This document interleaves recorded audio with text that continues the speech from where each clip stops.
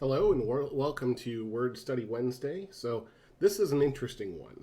If you are not a grammar person, and I am certainly not a grammar person, my wife is, but I am not. When you study a different language, you learn a little bit more about your own language, and so I learned about definitive and indefinitive articles. So, in English, you have a definite article, the, you're talking about the book, versus an indefinite article, a book. You know, bring me a book, bring me the book are two different sentences. In Greek, in Koine Greek, in biblical Greek, there is the definite article, the, and if there is no the in front of a word, it's just assumed when you translate it with an indefinite article. So that creates some interesting issues when people are translating because the word a is not in the original Greek text because there was no indefinite article in the original Greek text. This has led to some translation errors over the years, and some translations are a little bit more accurate than others. And so I want to begin by taking a look at one of the most famous ones that you might know of that actually comes from Matthew chapter 6. And this is the Lord's Prayer. A lot of you probably recognize this. So if you look at the King James Version, you have, let's see, and lead us not into temptation, but deliver us from evil. So a lot of us grew up learning the King James Version of the Lord's Prayer. I was New King James. That's kind of how I learned it when I was very young, or the NIV translation. But the NIV, if you'll notice here, has a different translation. Lead us not into temptation, but deliver us from the evil one.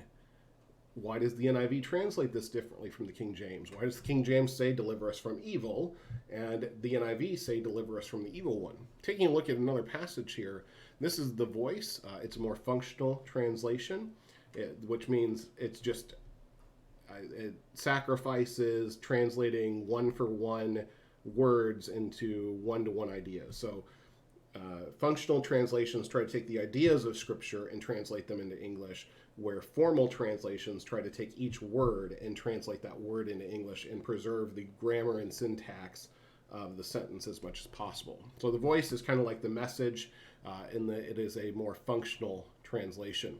And in verse 13, the Voice reads, lead us not into temptation, but deliver us from evil. So it agrees with the King James Version, or the King Jimmy. And then finally, the New English translation, which is one that I really enjoy using for all of its notes, is, and lead us not into temptation, but deliver us from the evil one. So if you see something in the New English translation, they are trying to be as formal as possible to preserve the grammar and syntax.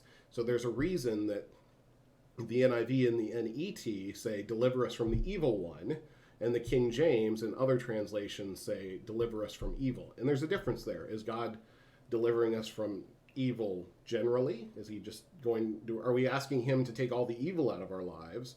Or are we asking him to save us from the evil one, from the devil in this case, or to protect us from whatever the devil may be doing? Because there's a difference there that's worth discussing. But since this is Word Study Wednesday, we're just going to take a look at what the Greek says. So come over here to netbible.org. We're going to go to Matthew chapter 6. So Matthew chapter 6. And we're looking specifically at verse 13. And we want to go to the Greek here. And here we have, if I highlight the, you'll notice over here there's a lot that gets highlighted on this side. That's because, once again, Greek has a definite article.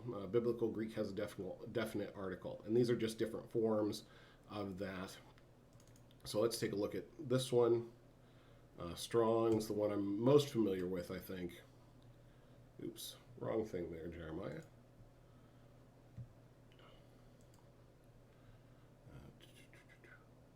Tone. Word study, that's what we want. So if you'll notice there, you have this, that, these, etc. Let's take a look at the actual verse 13 here, though. We'll come down here to verse 13 and highlight the again. If we come over here to verse 13, we see that it is this word right here.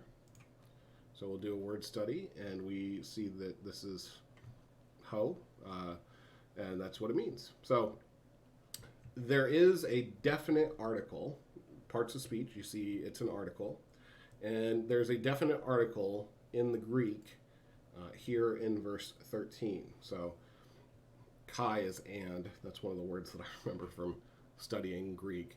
But if you get down here, you have, for example, we'll do a word study on that one.